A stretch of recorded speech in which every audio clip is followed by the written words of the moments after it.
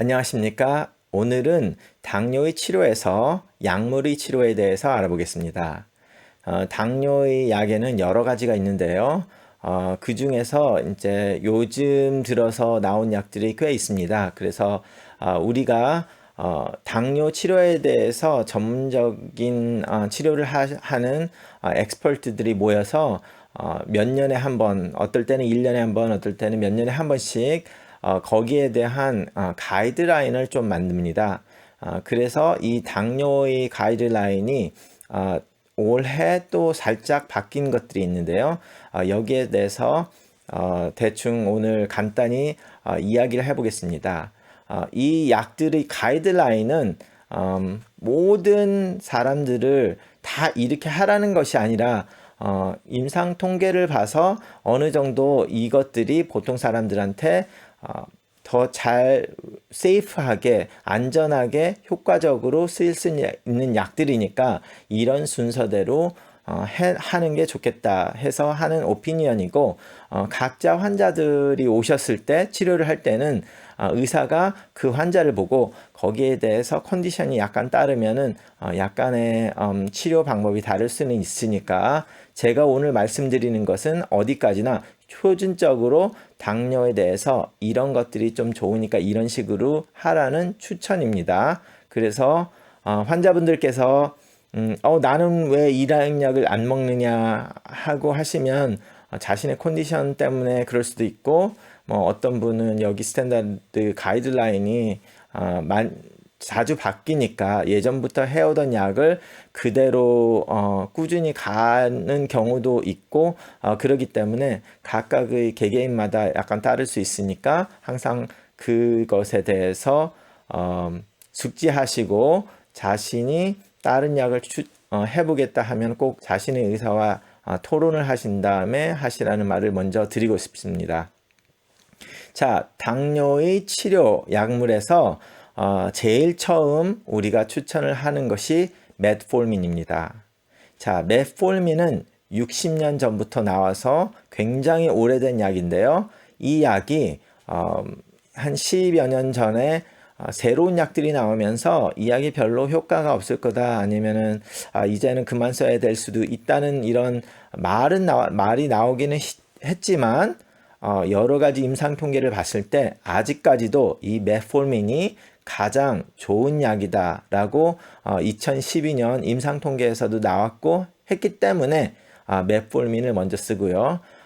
작년부터는 메트폴민을 먹은 사람들이 다른 약으로 치료한 사람보다 더 오래 살았는데, 이 메트폴민이 여러 가지 유전자학으로 살펴보니까 약간 엔타에이징, 노화 방지를 좀 한다고 해서 모 대학교에서는 이 약을 당뇨가 아닌 사람에게도 한번 써봐야 되는 실험을 해봐야 되지 않겠냐 해서 지금 실험 준비가 되고 있는 그렇게 좋은 약입니다. 되게 굉장히 많이 오래된 약이지만, 그래서 당뇨가 진단이 되면 이 약이 쓰는데 문제가 없는 사람에 한해서는 이 약을 쓰는 것을 적극 추천합니다.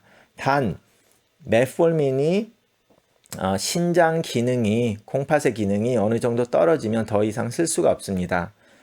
이 점에 대해서 어떤 분들은 메트폴민이 콩팥이 나빠지니까 그만 먹어야 된다고 해서 그 약이 콩팥을 나쁘게 한다 생각을 하시는데, 그렇지는 않고요. 콩팥의 기능이 떨어졌을 때는 더 이상 이 약을 쓸 수가 없다는 것입니다. 그래서 그 콩팥을 나쁘게 한다는 것이 아니라, 그렇기 때문에 항상 당뇨의 치료에서 주기적으로 콩팥의 기능을 보는 이유가 메트폴민뿐만 아니라 다른 약과 상호작용, 그리고 당뇨의 합병증 때문에 콩팥에 대한 기능을 항상 주기적으로 체크를 하는 것이고요.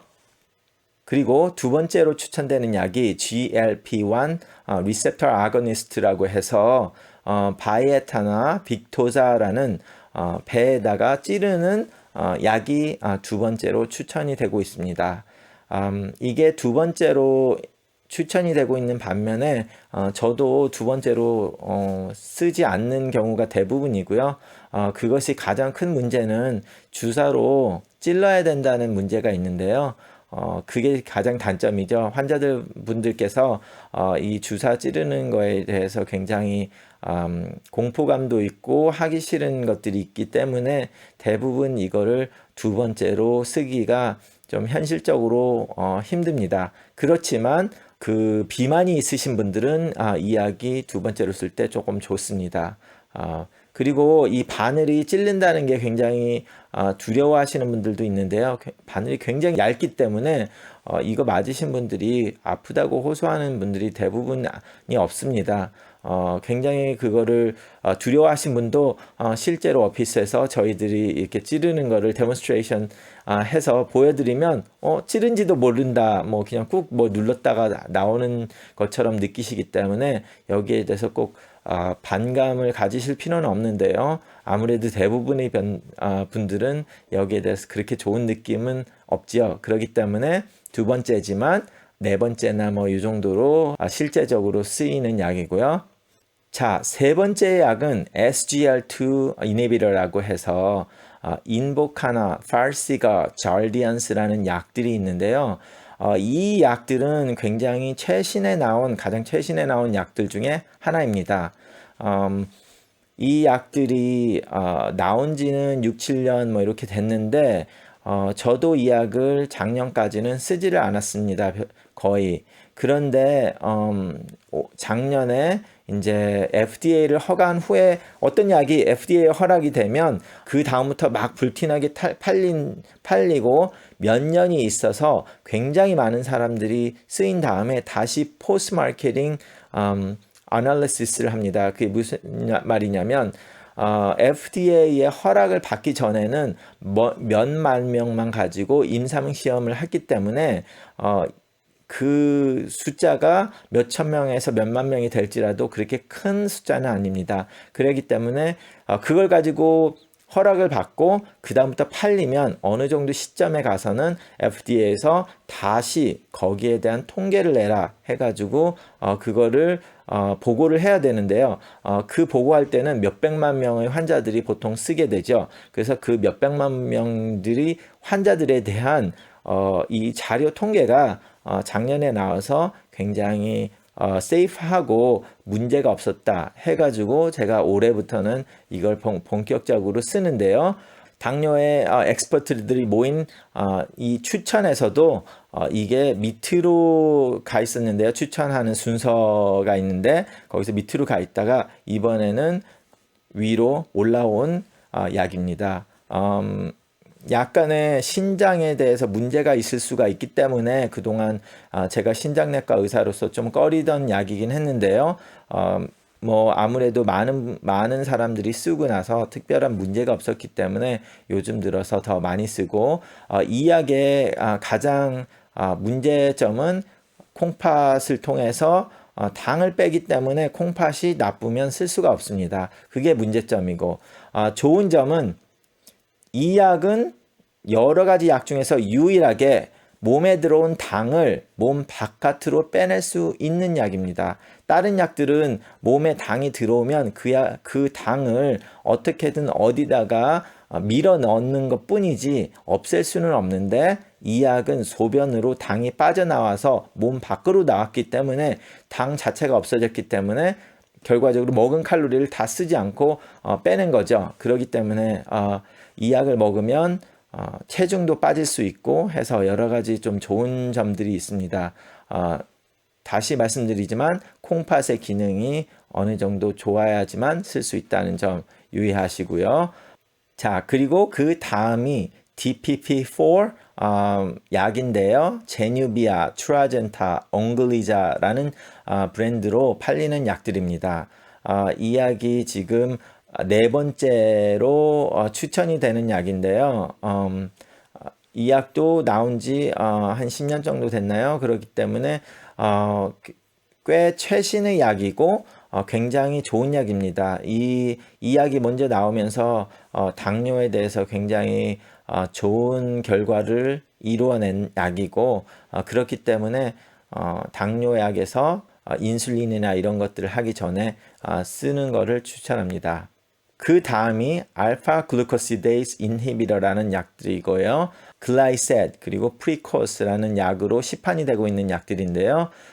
이 약은 그 다음 번으로 추천이 되는데 이 약도 그렇게 나쁘진 약은 아닌데 저 같은 경우는 많이 쓰지는 않습니다. 왜 그러냐면 메폴민 그리고 SGL2 인히비터 그리고 제뉴비아나 트라젠타 아니면 옹글리자 이런 약들을 쓴 다음에 바이에타 뭐 빅토자 이런 약을 쓰면 벌써 4가지의 약이 추가가 된 후에도 당뇨가 조절이 안 되는 분이시면 대부분의 경우 인슐린을 해야 되는 경우이기 때문에 요 정도까지 하고 그 다음에 인슐린으로 옮겨가게 됩니다. 다시 한번 말씀드리겠는데요. 제가 오늘 말씀드리는 이 가이드라인은 어디까지나 가이드라인이고 각각의 신장 기능, 간 기능 그리고 컨디션이 다르기 때문에 꼭 이 순서대로 약을 쓰라는 게 아니라 이런 것들을 먼저 고려해보고 예를 들어 콩팥이 안 좋다 그러면 메폴민을 쓸 수도 없고 잘디안스나 파르시가 인보카나 이런 종류의 계열 약도 못 쓰기 때문에 각각의 환자의 컨디션에 따라서 다를 수 있으니까 무턱대고 제가 말씀을 이게 뭐가 좋다고 해서 쓸 수 있는 건 아니니까요. 당뇨를 치료할 때 항상 자기 의사와 상의를 해서 그것에 자신의 몸에 맞는 그 약을 선택하실 수 있기 바랍니다. 감사합니다.